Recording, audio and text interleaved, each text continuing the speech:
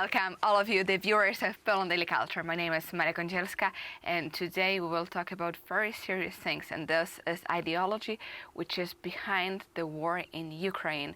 With me in the studio is Marek Kądzielski, Polish philosopher. Thank you very much for coming. Thank you for inviting me again to your program. I know it was a huge sacrifice for you today to come here since it's so hot outside, but we are in Warsaw in the middle of, there is summer, everything is perfect, people are having vacation, but unfortunately people in Ukraine are not having a vacation still, and the ongoing conflict is still there, and the atrocities of war are still present.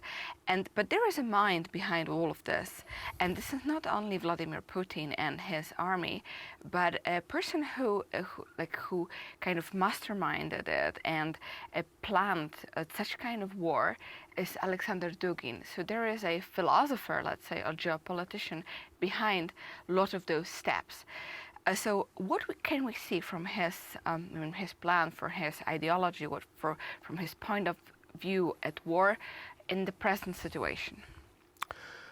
Well, obviously Dugin is the mastermind of Russian foreign policy, in the meaning that he is a philosopher and geopolitician. And what we have to say about Russian geopolitics, that this is steered and controlled by the government. So while geopolitics in Western countries, like in the United States, is a matter of universities, in Poland it's absolutely private think tanks and even private individuals that deal with geopolitics. In Russia, Dugin and his center is sponsored by the state.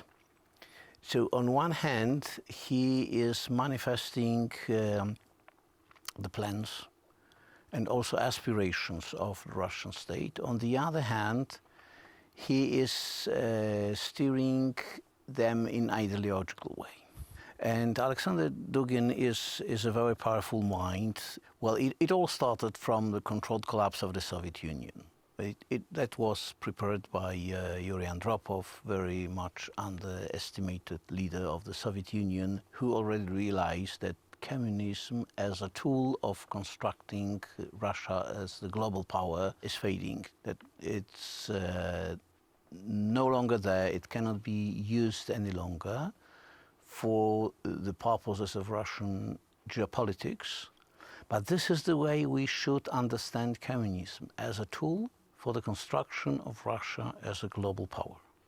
So this collapse of the Soviet Union was absolutely controlled. And when they changed from the communist state into the form of state we are observing now, Dugin was already there with his geopolitical concepts, and these concepts are very powerful in the meaning that it's not only very well structured geopolitical work, but also his principles of geopolitics is obligatory paper for reading for every officer to be educated in the Russian Federation. So every officer in Russia, in terms of geopolitics, is thinking Dugin. And Dugin openly says about not only about the people from the military, but also Russian political elites, they are all thinking my way. I have formed them all, I have formatted them all. Well, that sounds already very much like a communist state, or even further. And the fact even that the geopolitics is so popular in Russia and so seriously taken when it was forgotten in Poland and for a long time, it shows they're kind of foreseeing the fact that they have to plan the development of their country. Well, it was not forgotten, it was forbidden in Poland, and it was intentionally not thought, for instance, to Polish officers as the allies of the Soviet Union, because it was reserved only for the Russian military elites. Well, Dugin understands geopolitics as a science about power, for power, that forms the outlook of the power. So this is intended for the power spheres, for the elites. And in this way, it is written by him. But what we have to say that his concepts are evolving. It's a kind of mixture of Russian thought and Western thought. He's influenced very much by Halford Mackinder, by Huntington, but he's developing his own opinions that we have to take seriously, because what is behind those concepts? Behind those concepts are always the deeds, the actions.